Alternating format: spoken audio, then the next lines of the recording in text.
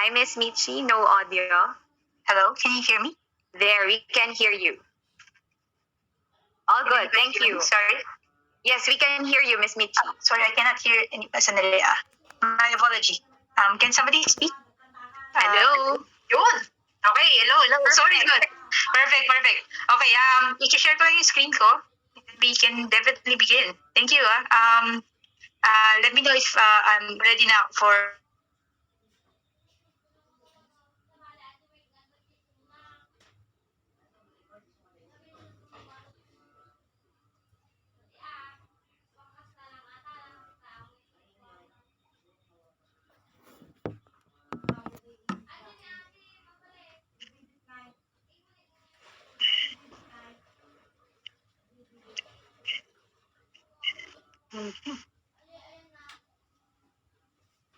So, wait. Share screen. Menu. Okay. Nakikita niyo po ba yung screen ko? Hello po. Yes, we can see your screen. Okay, sorry. Okay, I'm gonna play na. Is it full screen na siya? Yes, on full screen. Thank you. Thank you. Let's go. Hi everyone. Hi. Kamusta kayo lahat dyan? Okay, I hope nag-enjoy kayo while listening to Y4IT right now. Sobrang daming good technologies here for today. Thank you Y4IT for inviting me. And I'm very excited kasi I'm gonna share to you something which is learning Swift and Swift UI using the iPad. So, I don't know how many iOS developers here, how many are learning how to become iOS developers. Pero para sa mga magsisimula pa lang or you're already learning, I'm gonna share you something interesting that you might be, excited to play on. So, by the way, I'm Michi pala. So, just to give you a brief introduction lang, I'm Michi. I'm from Invite.dev. It's like a content platform for Filipino developers made by Filipino devs like us and me, like tayo. And then I also started SwiftPH and WWDC community. These are Apple developer communities, local yung SwiftPH, international yung WWDC community. I also started Women of Code Manila, promote diversity and more, and of course, desktop apps. So, ang first question siguro dito is, why use the iPad, right? Bakit di na tayo mag-MacBook? Ako, di ba? May MacBook naman, ba't na lang hindi iPad? Ba't kailangan mag-iPad? Ba't kailangan matuto ng Swift and Swift UI sa iPad? May MacBook, mas nabilis naman. I guess, first thing first is, sasabihin nila siguro, pagpalit. I guess if you're like in a first world country, they would say, it's convenient, you can bring the iPad everywhere, you can magaan and stuff. Pero actually, pag sa Philippines, ang pinakamagandang sagot dito is, it's actually accessible. You know how expensive MacBooks are, right? Diba? And if you actually have an iPad right now, and you can actually develop apps, that changes everything. So, this year, sa WWDC this year, 2021, may in-announce, which is na nga ako. Pero mukhang siguro end of the year pa, maybe November or December. O baka itong October, hindi ko alam. Pero ang advantage ng Swift Telegram 4 is that you can actually develop apps and upload it to the App Store. So, it means that you can actually develop an app from an iPad and release it to the App Store without any use of Xcode. That's kind of like a game changer ngayon, right? Kasi you don't even have to buy a Mac now. You can buy the pinaka yung basic spec ng Mac, which is around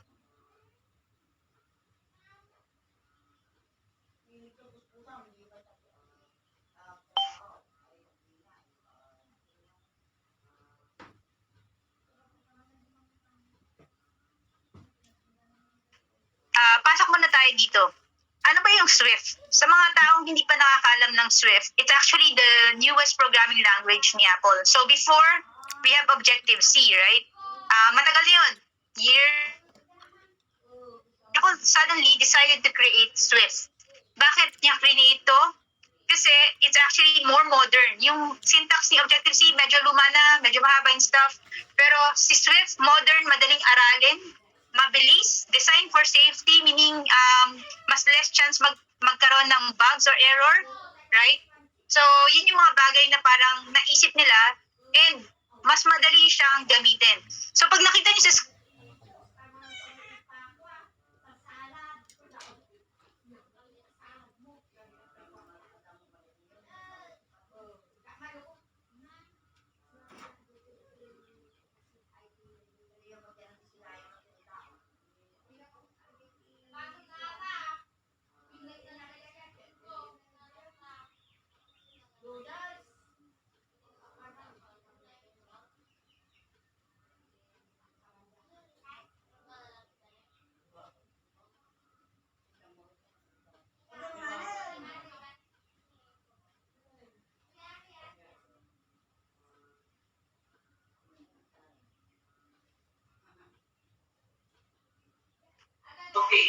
Hello, naputol ako. Nawala ako? Sorry. Yes, Miss Mitchie, we lost you there, but I Okay. think you're back, so you can Okay. now share your presentation again. Okay. Nasaan part ako naputol? Sa di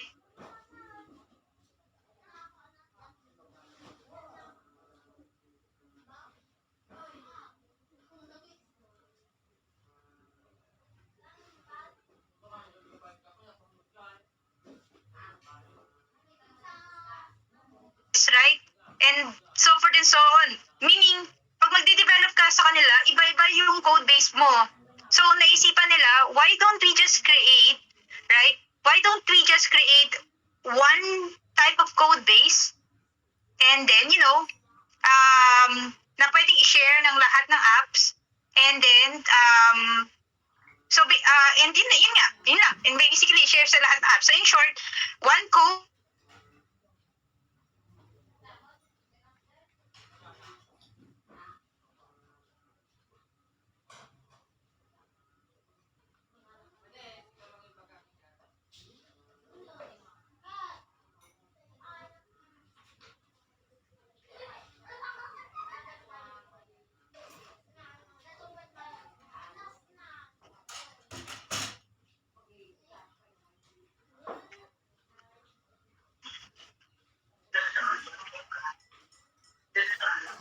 All right, okay.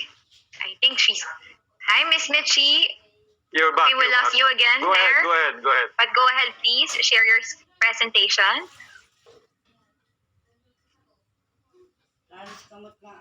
nawawala lang siya. Hindi ko alam bakit. Sorry, wait. That's okay. We are live. Anything can happen. Yeah. Okay, again. Okay. Pero in short, magko-code ka na lang ng isa, right? Pwede mo nang gamitin sa lahat ng apps. Okay, yun yung convenience niyan. And it's actually using a declarative type of syntax, which means na pag nag-code ka, kung ano yung sinabi mo, yun din yung lalabas sa actual na nakikita mo.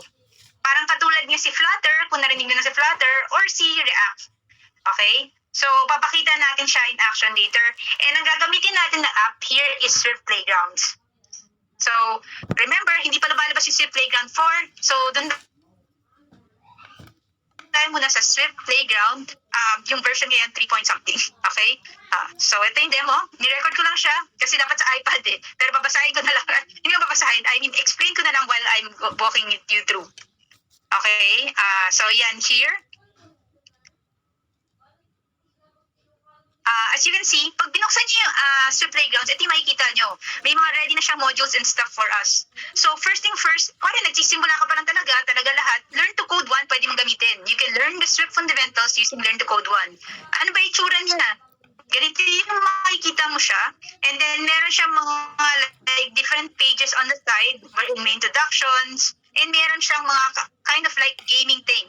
So, for example, ito, sinasabi niya sa'yo kung paano mo, in what way mo, in a programming way, para makuha yung gem.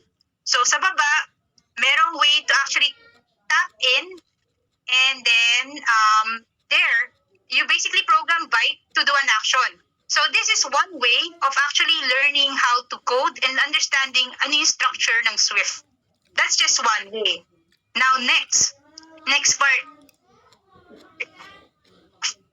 Of course, yung exciting part. Paano mo siya magagamit in real situation, right?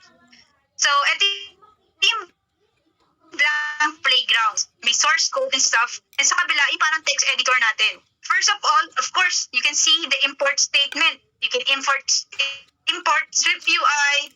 You have to import playground support para magamit natin yung playground mismo. And then, initially we're going to create like a struct here. So, sa struct na to, parang ito yung pinaka-basic part ng kailangan sa isang component when it comes to Swift UI, wherein you need a body, okay, na view as a view, and then, for example, you need to add in kung ano yung objects inside. Example, naglagay ako ng text dito, kamusta na kayo dyan, right? Kasi kanina pa tayo, di ba? Yan. And then from there, paano natin makikita yung actual effect? So here, we're using the playground page. From the playground support yan. And then we're accessing it. And then we're passing the sample view to the set live view. And we click on the run my dyan na text, right? And then it's actually superimposed in a view. Kung nung nakikita nyo ngayon na to, it's just basically an app. Yung app mismo, parang sa phone, yan na yan. Exactly. And if you change yung text sa kabila, right? If you change some of the details, right? Nag-add kayo ng emoji and everything, nag-add kayo ng feature, you click on run my code again, it would update. So, pag nirun ko ito ngayon sa actual iPhone, ganyan yung itsura niya. Ganun kasimple. And yung sinasabi ko sa Swift UI, it's a declarative way kung paano yung style niya, di ba? Right? Paano yung style niya? Nandiyan yung text, nandiyan yung view. Ganun din yung kabila. Parang nagdo-drawing ka lang, pero sinusulat nila yung linya per linya yung actual code. So, side by side, nakikita siya. Ngayon, what I'm doing here is that nag-create ako ng VStack. Yung VStack is a vertical stack para malapit na mag-lunch, kumain na ba kayo, gutom na, right? So, in short, makikita run the code again, dalawa na siya. So, yung code ko, kamukha niya actually yung actual app, right? Sa side. Okay? Diba? So, in short, ganyan kasimple yung Swift UI. And sa baba, makikita nyo, meron naglalagay ng mga parang shortcuts yung tawag natin dyan. Para habang nagta-type kayo, hindi nyo na kailangan i-type lahat. Tatap-tap nyo na lang siya. Parang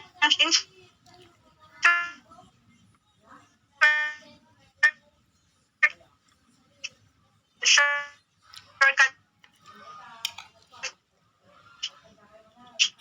siya. So ngayon, in color, so lalagay ko rin sa kabila, dito sa kumain na ba kayo, nagugutom na ba tayo, right? Ayan. Yan. Pasensya na. Kamali na tayo.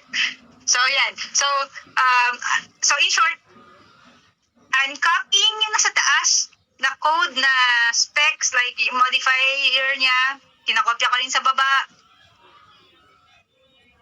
And then if I run it, magkakaroon na siya ng same color. I mean, magkakaroon na siya ng same spec. Different color lang siya. But actually, parang in short, we need to refactor it in a way na hindi puro duplicate code lang na copy-paste, right? Kasi there's a big chance of making an error and stuff. So, ang maganda ngayon dito sa Playgrounds is meron tayong shared code. So, sa side natin nakikita sa kabilang side, ang gagawin natin is i-share itong code na to. I-share natin siya. Use this code. Again, reuse it. And then we don't have to, keep on copying it every time. And chances of making an error. So, sa part na to, instead of, ginawa ko lang siyang text sample view just for example. And then, what I did was, from here, tatanggalin ko na yung isa. Isa lang yung kailangan natin. Yung VStack, however, nailagay ko siya here, nakalimutan ko lang siya burahin, pero okay naman siya. I mean, it means na pag ginamit natin siya, multiple VStack ang magagamit natin on this section. So yan, what I'm doing right now is actually creating a variable na pwede nating i-reuse. So, ant- so here I'm creating it. So instead na text inside, para mas maganda kung text value na lang yung pangalan, di ba? So text value, which is actually a string, right? And then from there, nag-initialize ako ng string natin para magamit natin na yun.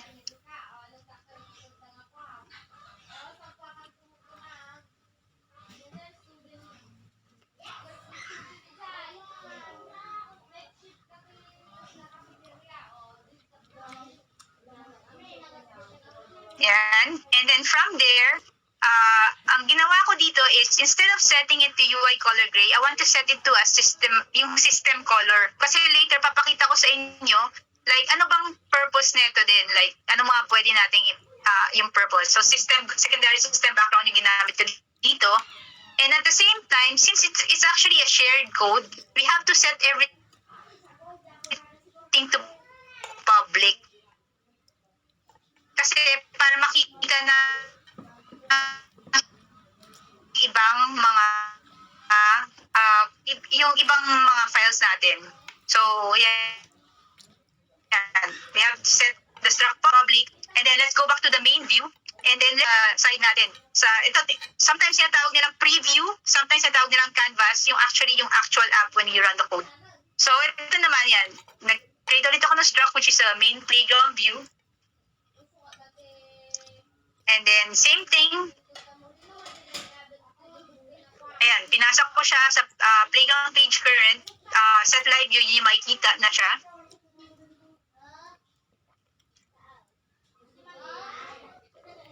And then, instead na yung text ang ginamit ko, kinuha ko yung text sample view na ginawa ko na share code natin para ma-reuse natin siya. So, yan siya. So, since nilagay ko na pwede ka magpasa ng value, so if we run it now, ayan na yung kumain na ako, right? So, yeah. So, meaning naka-create na tayo ng view. Right? Ayan. Tapos, ulitin ko lang ulit. So, meaning, we can easily reuse the code now, right? And with less error. Sino dito may pagkain na hamburger? Tangi. Joke lang. Okay, yan. So, ganyan lang siya kabilis. In short, nag-create na ako ng reusable code. It's easier for us now to actually reuse code within the playgrounds. Malaking bagay ito kasi nung nag-start yung playground, walang ganito. Lahat in one file lang. Ngayon, pwede mo na siya i-divide in multiple files. Right? So, kanina, di ba, ginamit ko yung parang system background. The reason why I did that is, ang pwede kasing use case dito is, pwedeng naka-light mode, pwedeng naka-dark mode. Right? And we want to actually simulate that thing, yung dark mode. And in order to do that, all you have to do is use the environment. Sorry, hello. Okay. Yan. So here, gagamitin natin yung dark mode na isa.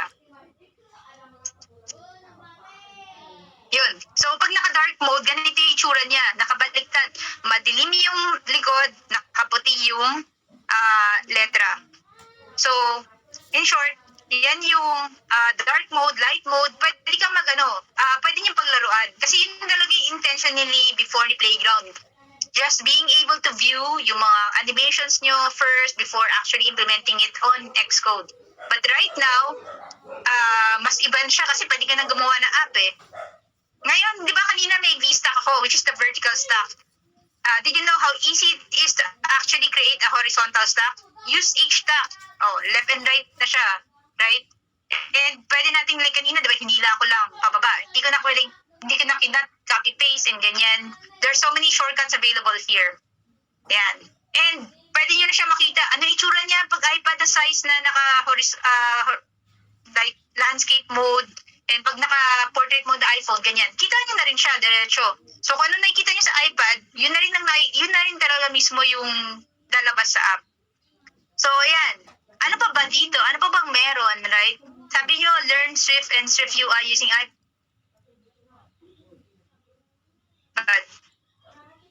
Swift UI pala ito, Michi. Ano pa ba? So, papakita ko paano matuto, like, for example, what are working right now is already Swift, right? This, right? Ito, si Apple, marami yung books. Like ito, yung Swift programming language na ebook. This is free. It's kind of like the Bible or dictionary when it comes to learning the Swift language. So, pwede na natin gamitin